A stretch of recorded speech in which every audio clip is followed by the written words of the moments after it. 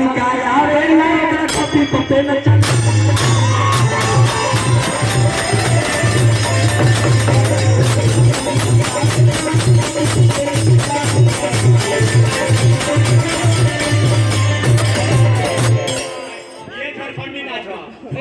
पोखरा हेती में धइल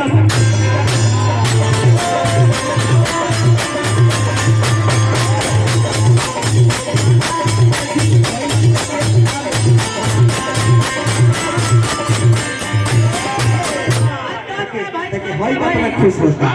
कथी में गोर में जब गोर में धइलस त उ का कहता रे छोड़ छोड़ के डाला अब ना आया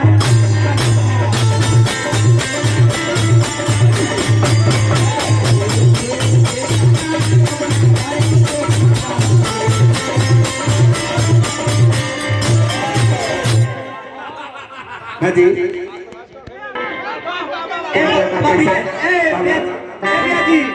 बबीता के बढ़िया पाई बबीता बबीता सुनो भाई कौन सा कान लगाओ कान कान लगाए सुनो राजू को भाई बबीता बबीता तो बबीता चढ़ली ऊंचा घरू नीचे से लइका झोला पाथू ए बाबा ध्यान दे तो बबीता चढ़ली ऊंचा खजूर नीचे से लइका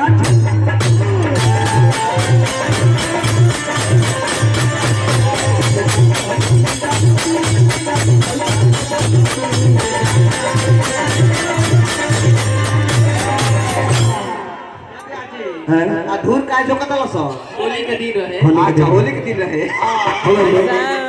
लास्ट है चुमावन बाबा चुमावन भाई अमा उतरी आवाजी का हो पहले पूजा के नंबर हो गया कैसे बाबा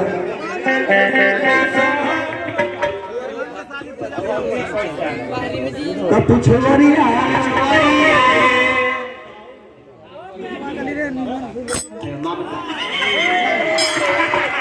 ऐसा क्यों बोलते हो लेकिन फोन में ज्यादा मानो ऐसे ना बोलो पूजा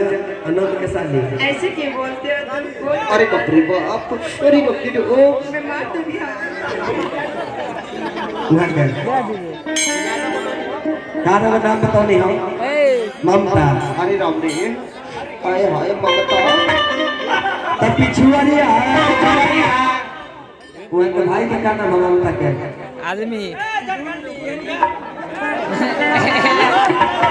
दगिना ऐसे तो ऐसे अरे ऐसे ना बोला हो तो पिछुआरिया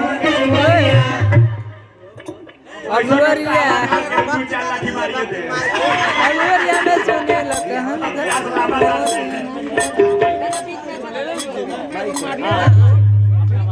ये कमरन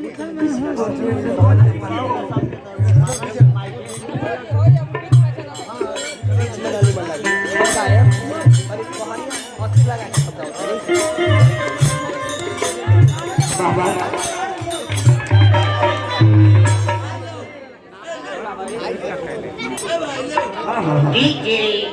चलो बाबा ये चुनाव भाई आमे आवतारी कोठा पर से उतरी आदानी छिया बाजी है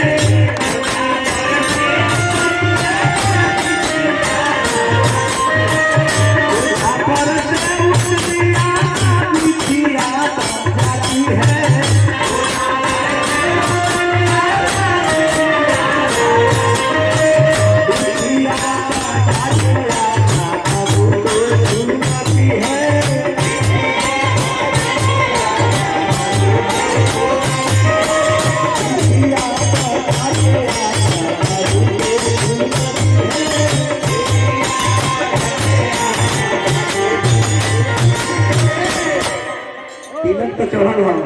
लेकिन तिलक में अगर 5,000 के कपड़ा रहेला